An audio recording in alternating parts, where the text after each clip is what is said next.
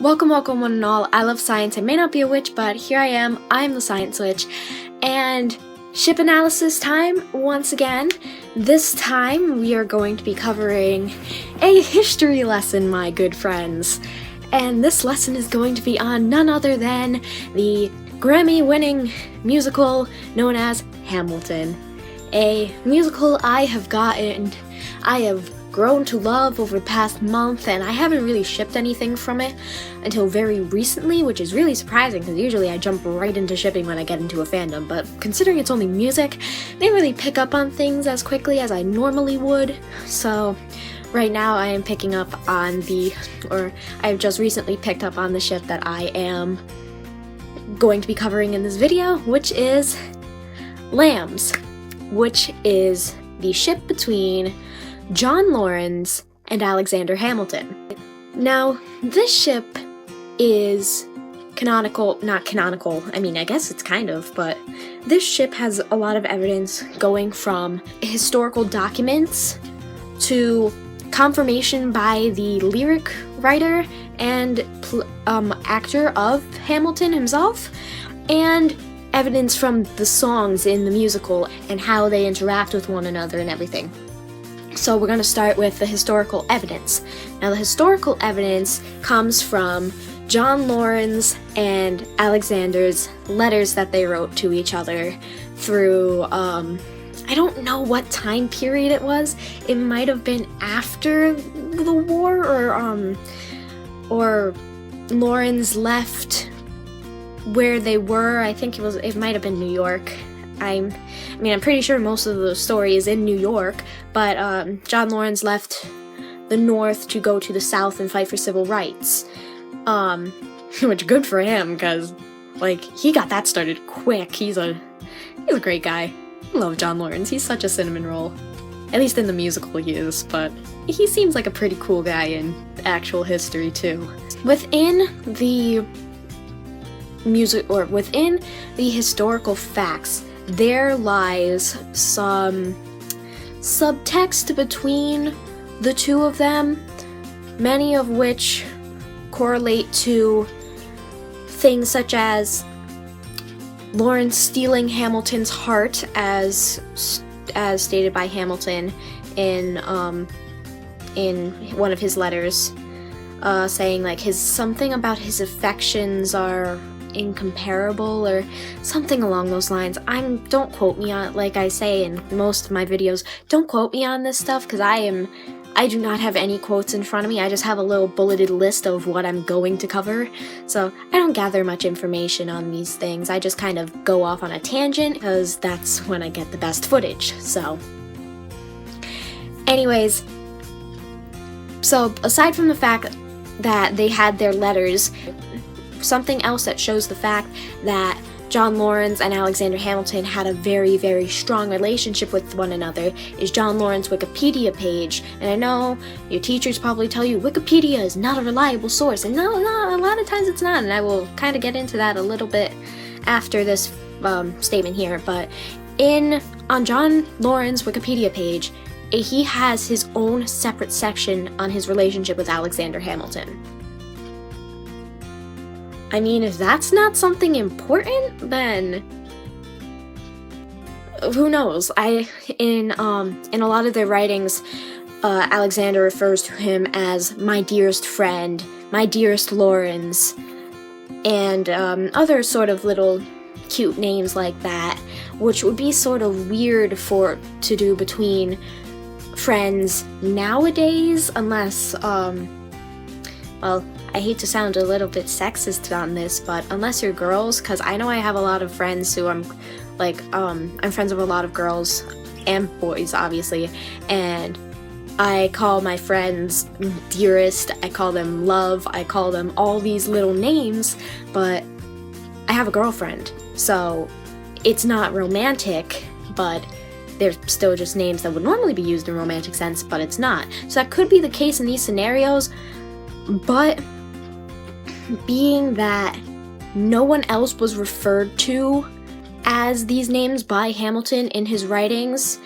I think that would kind of put Lawrence in a little bit of a separate situation that would probably fare pretty well on this ship. Just to basically sum it up, there's a lot of subtext in history, and if you want to look into further things, I know if you go on Tumblr and you look up lambs in the tags, just kind of scroll through, you'll read, or just scroll through eventually within the fan art, and sometimes people will take pictures of paragraphs from, I think, biographies of Alexander or John Lawrence, and they'll be like, hey look, it's lambs right there, and a lot of times it is, but again, this is subtext. Subtext does not equal canon, and this is real life dating back like 300 years ago. I'm probably way off on that, but so it's not necessarily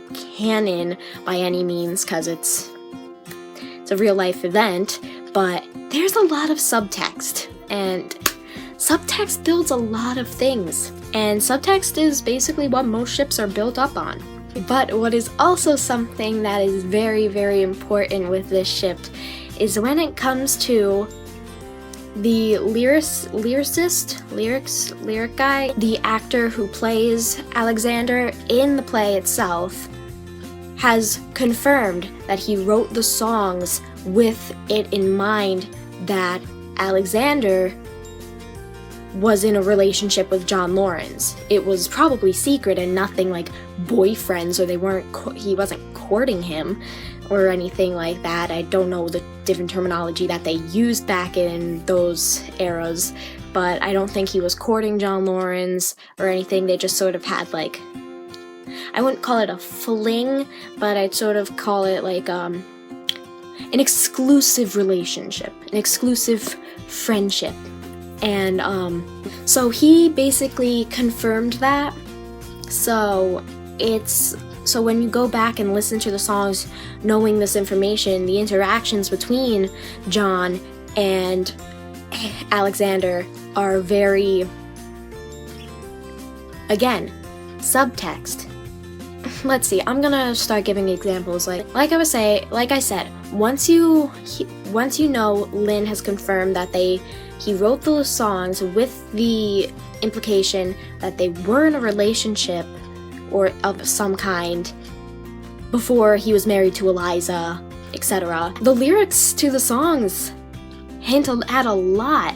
For example, in My Shot, Alexander is talking to, I believe, Washington about like the people that he's like, look, we're like, yeah, we're down a lot of people or whatever, but look at what we got, look at all these people. And he says to Lawrence, he's like, I think your pants look hot. Hey Lawrence, I like you a lot. What kind of person tells another person that their pants look hot if it's not meant to be something at least a little bit sexual? That line is one of the lines that Lin was asked about, which he did confirm that is hinting towards a lamb's relationship. That is a lamb's lyric, and that's a very, very nice piece to remember, at least for me. I just think about it. Like, I told my friend Blake today, I was telling him about this ship and how I was going to do this video tonight, and I told him, like, oh yeah, it's even in the songs, and he's like, wait, really? So I told him the whole, hey Lawrence, or your pants look hot, hey Lawrence, I like you a lot. And and he started laughing, and he's like, are you fucking kidding me? It's glorious. It is a very glorious portion of these songs. And another thing that really you wouldn't be able to tell unless you've seen gift sets of this or like small portion. I know this from gifs, but at one point Alexander and John get in a very, very close, intimate position. I think at one point, like, Alexander has his hand on Lawrence's hip. I think Lawrence has his hand like grabbing onto the like frills of the, I forget what it's called, but to the frills of Alexander's coat, or like to the thing, and they're like this. They are very, very close together, but it's sort of like like this, so you can't, so this is Lawrence, this is Alexander, and they're kind of like this, but they're like, and that is noted to be an intimate moment between the two of them.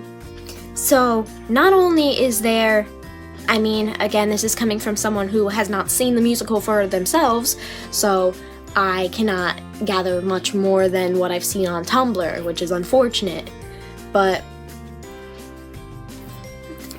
they share moments of intimacy through the songs and through the cutscenes and everything that hint at something more than just being good friends. So from my dearest Lawrence to your pants look hot, there's a lot of subtext between Alexander Hamilton and John Lawrence.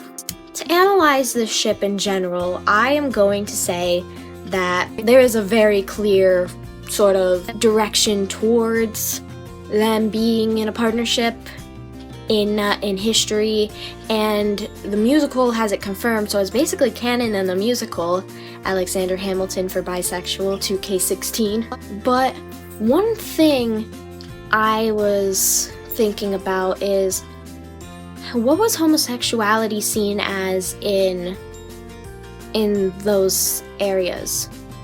I mean, I think sodomy was the real crime at that point, I think. I haven't taken American history yet, so I don't know a lot of this stuff. I'm in United States government, and that's more current stuff, but I'm going to be taking AP US history next year, which this musical is going to come in handy. I've seen it all over the videos. Why didn't I have this when I was taking US history or AP? And I'm like, taking that next year, I'm totally gonna ace this class. What was their tolerancy of homosexuality back then? Was it something that was very secret and hidden? I would assume so, because most of, I really don't know what religion they were when they came over. I believe they were Catholics, but I can't be too sure. But I doubt there was sort of a tolerance for it. And I could be completely wrong, but just going on how history usually repeats itself, I don't think there was much of a tolerance for homosexuality, let alone like anyone would come out with it. And I don't think Lawrence, because I know Lawrence got married, and so did Alexander. So they're obviously, and they had children too, so they're obviously not gay. So I'm assuming bisexual, or they really just didn't care. But it wasn't really established as a thing, maybe? It was just sort of like, men go with women, get married, that's how it works. But men and men can also bring pleasure, so why not? Again, I'm just going on sort of what generally comes to mind.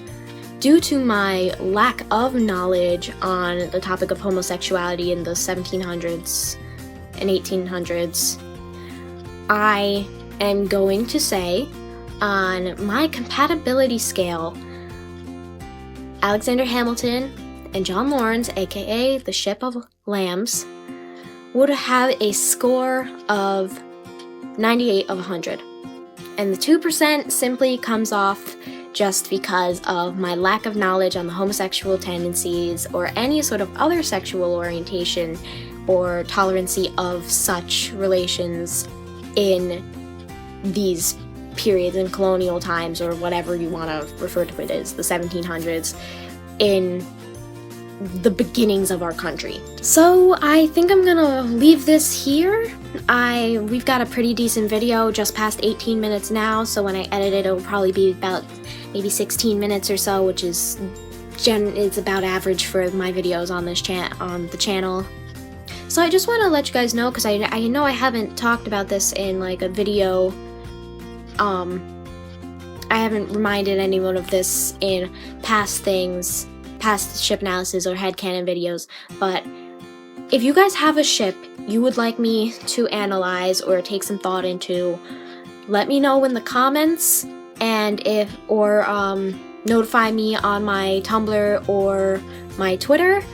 I will try and get to those as quickly as possible, but it may be kind of hard being that I only do about one of these a month or one of these every couple weeks. So they'll be coming out like slowly, so if you request something and it doesn't come up next, don't be discouraged. I will eventually get to these. I mean, I don't plan on stopping this series anytime soon, so there's a lot of ships for me to cover, and I can't wait to do so. So whatever you guys want to hear about, let me know, and I will get to that as soon as I possibly can.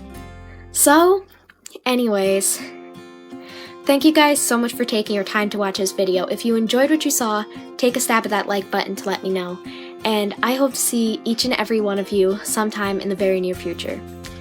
Take care of yourselves, everyone. Bye!